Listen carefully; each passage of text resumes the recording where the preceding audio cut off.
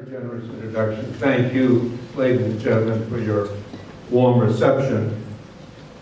Irish men and women now exist in all parts of the world, and with them go Irish practices. So, counting the two videos, I'm the seventh speaker this evening. I kind of feel like Geoge before his husband on their wedding night. I know what to do, but I'll be darned if I know how to make it interesting.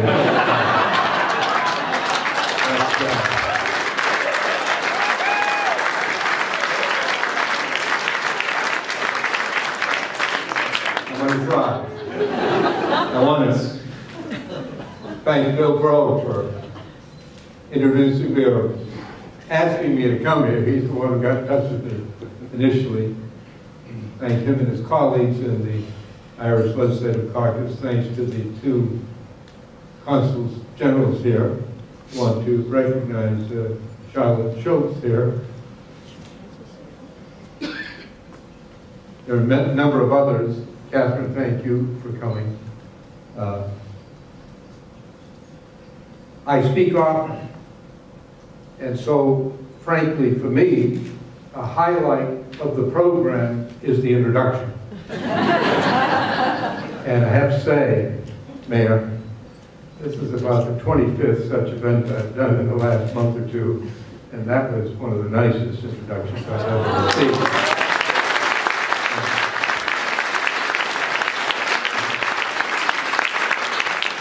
Obviously, it's nice to have someone say pleasant things about you, particularly in front of a group of mostly strangers. There is a risk to it, though. If you hear that kind of stuff often enough, you may begin to believe it, and it's dangerous to your mental health. So I'd like to begin with a story about introductions and an occasion on which I was brought back down to earth. I chaired 3 separate sets of negotiations in Northern Ireland, spanning a period of 5 years. When I finished, I returned to my home in Maine and wrote a book on my experience. When it was published, I went on a book tour all around the country. In the process, I received many, many invitations and learned the interesting fact that in the United States, there are more Irish-American organizations than there are Irish Americans. Every one of them invited me to come and speak, and I couldn't go to them all, but I did go to many. And as I traveled the country speaking to these Irish American groups, there developed among them an informal competition as to who could give the longest, most fantastic, frequently quite ridiculous introduction of them. In Chicago, a guy got up and he had a list this long, and he spent 30 minutes reading everything I'd ever done in my life. It was quite interesting to me because I had not been aware of much of it The proper reaction for me, of course, would have been to show some humility. They asked them to keep it short, but I had an improper reaction. I loved it. I encouraged them. I scolded them when they left out some obscure fact about my background. And so by the time I got to the last stop on this tour, it was in Stamford, Connecticut, the Irish American Society there. I was overly impressed with myself. I had a very hard time squeezing my head through the front door. But when I got in, the first person I encountered was an elderly woman who rushed up to me, very nervous and excited, shook my hand vigorously, spent several minutes praising me, and then she concluded by saying, I don't live anywhere near here. I drove 3.5 hours across the whole state of Connecticut to come here to please ask you if you would autograph my poster. And so she handed me a poster with a big picture and a pen. I looked at it and I said, I'd be very happy to sign your poster, but before I do, I think there's something I should tell you. She said, what is it? I said, I'm not Henry Kissinger. It was a big photograph of Kissinger. She said, you're not? Well, who are you anyway? when I told her, she said, "Why, that's just terrible." But I drove 3.5 hours to meet a great man named Kister, and all I've got is a nobody like you. I said, "I'm sorry you feel so bad. I wish there's something I could do to make you feel better." She thought for a moment. She said, "Well, there is." When I asked what it was, she leaned forward, I leaned forward. We're in kind of a conspiratorial crouch. And she whispered, "Nobody will ever know the difference." Would you mind finding Henry Kissinger's name? So I did.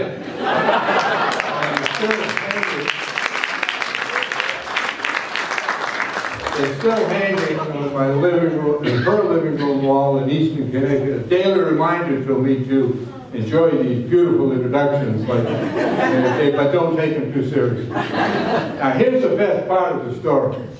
Charlotte knows Kister, her husband's going to Kister's 95th birthday next week, so don't tell Henry this. I've appeared many times with Kister, and a few years ago we did an event, question and answer, 3 chairs, a moderator, and 2 of us at one of these private clubs in Manhattan on a higher floor, and we had a lot of questions about China and Russia and the Middle East. And I thought it'd be a good occasion to tell this story, which I did. And the crowd liked it, laughed as you did, listeners seemed to enjoy it. After the event, we found ourselves in the elevator going down to the street level. And Henry said to me, he said, "I've been with you many times, I've spoken with you, I remember you as majority leader several times, he said, but I have to tell you, I have never heard you better than you were tonight." And I said, "Really? Was it my answer on China, the Middle East? What was most impressive?" He said, "It was that story you told about me in the beginning." He said, "You should tell that all over America." And I do. And I keep a record. When I see him, I say, "Here's where I'm spreading the word." Well, let me say some serious words, and before I take some questions from Catherine and from you. It was, as we know, 20 years ago that the governments of the United Kingdom and Ireland and 8 Northern Ireland political parties declared their support for the agreement that has come down to us through history as the Good Friday Agreement and the Belfast Agreement. In the current difficult political climate in Northern Ireland, I think it's useful for all of us to again hear and heed the powerful words by which the governments and the parties pledged their support for the agreement.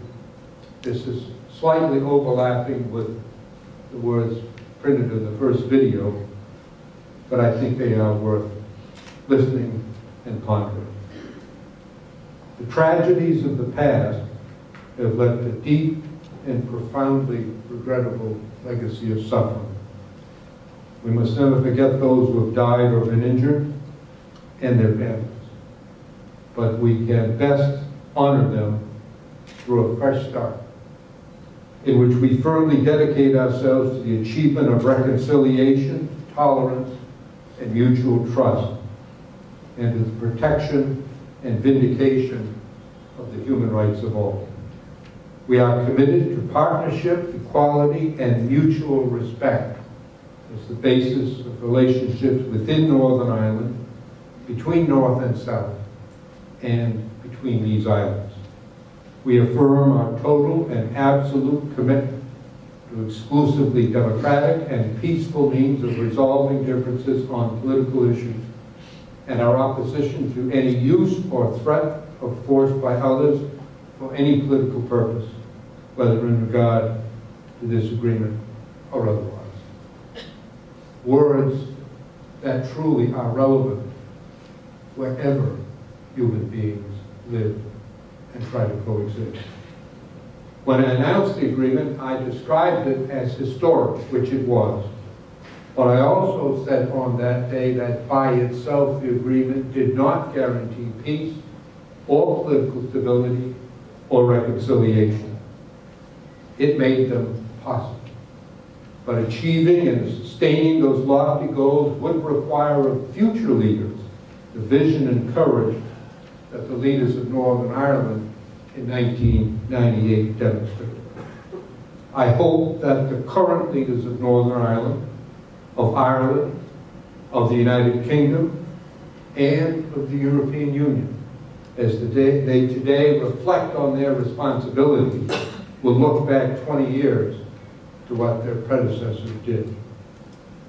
Much has been said, written, published in books and videos about the long and difficult road that led to the agreement.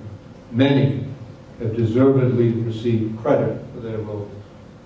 The British Prime Minister Tony Blair and his predecessor John Major, the Irish Prime Minister Bertie Ahern and his predecessors Albert Reynolds and John Bruton. President Bill Clinton was the first American president ever to make peace in Northern Ireland a central objective of his administration. But the real heroes of the agreement were the people and the political leaders of Northern Ireland. The people supported the effort to achieve agreement, and afterward they voted overwhelmingly to ratify it. Their political leaders, in dangerous and difficult circumstances, after lifetimes spent in conflict, summoned extraordinary courage and vision, and they reached agreement often at great risk to themselves, to their families, to their political careers. Today, all across the Western world, it's fashionable to demean, to insult, to ridicule political leaders, and certainly much of it is well-deserved. But we don't pay enough attention or tribute to those political leaders who do dare greatly and succeed. In Northern Ireland, these were ordinary men and women. But after 700 days of failure, they joined in one day of success, and they changed the course of history. I return to Northern Ireland often because I love the place and the people. They're energetic, they're productive, they're a great pleasure to be with. Now, it's true they can be argumentative, and they're very quick to take offense. As the late David Irvine, a great man and a good friend, loudly said to me on the first day of the negotiations, "Senator," he said, "if you are to be of any use to us, there's one thing you must understand." When I asked what it was, he replied, "We in Northern Ireland will drive 100 miles out of our way to receive an insult." He was right, but nobody's perfect. The current problems in Northern Ireland are difficult and serious and must be resolved. But at the same time, we should not hold Northern Ireland to a standard higher than we apply to ourselves or to others. I spent about 10 days in Ireland and the United Kingdom at a number of events like this. When I landed in Dublin on the plane from New York, I was greeted by a television crew and camera. And the first question I was asked by the television interviewer was, "Isn't this political dysfunction in Northern Ireland a terrible thing? What do you, Senator, have to say to the people of Northern Ireland?" And I said, "Well, I just got off the plane from the United States. And I don't think I'm in a position to lecture anybody else about their political dysfunction."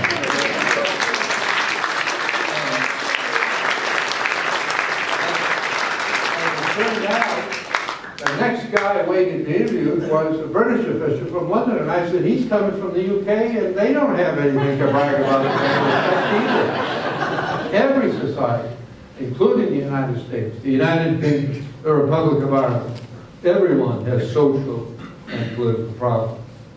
And rather than spending our time lamenting the dysfunction, what we should do is to reaffirm to the people and the leaders of Northern Ireland our dedication to the principles that political differences can be resolved through democratic and peaceful means, not through violence.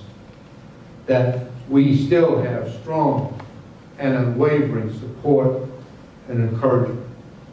We should offer them our trade and our tourism and our investment, all as tangible evidence of our devotion to the cause of peace and prosperity in Northern Ireland. The UK government and the European Union have publicly committed themselves to a Brexit outcome that does not re-establish a hard border between Ireland and Northern Ireland. We welcome and accept and support that outcome, and we insist that they now do what they said they're going to do.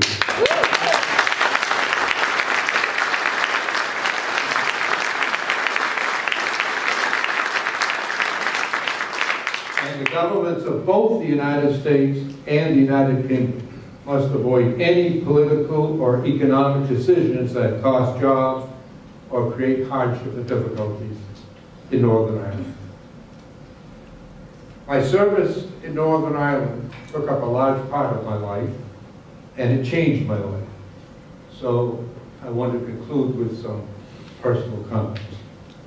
Whatever our politics or our heritage, we're proud and fortunate to be Americans, part of a society that, despite our many serious imperfections, remains, to me, still the most free, the most open, the most just society in the world.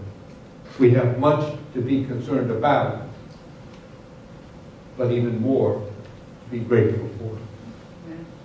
My father's parents were born in Ireland. Late in the 19th century, they became part of the great migration of billions who crossed the Atlantic Ocean in search of freedom and opportunity in the New World. Many succeeded. Many did not. My father was born in the United States, but he never knew his parents. His mother died shortly after his birth. His father couldn't care for the children, and so my father and his siblings were raised in orphanages. After several years, my father was adopted by an elderly, childless couple who were not Irish and who lived in a small town in Maine.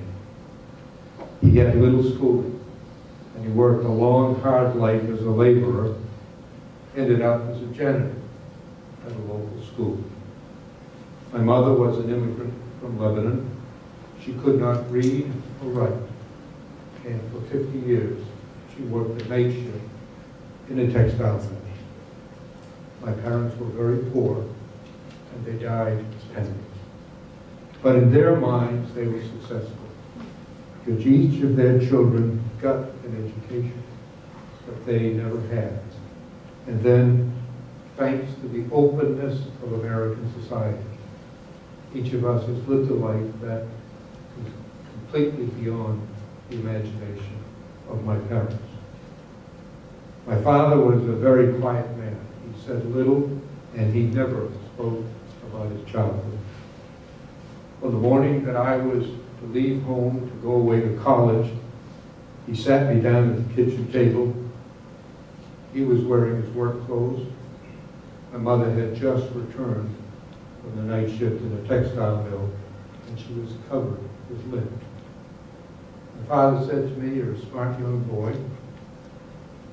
I know you're going to do well." Now, he said, "I want you to take a good look at me. Look at your mother. Wherever you go, whatever you do, don't you ever forget where you came from." I never have.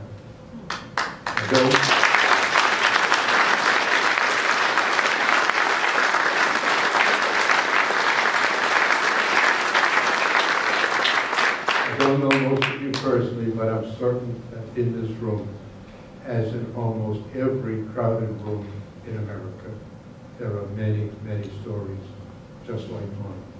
Mm-hmm. We all stand on the shoulders of our parents and our grandparents, and many, many of them overcame hostility, stereotyping, discrimination, anger, fear, hostility.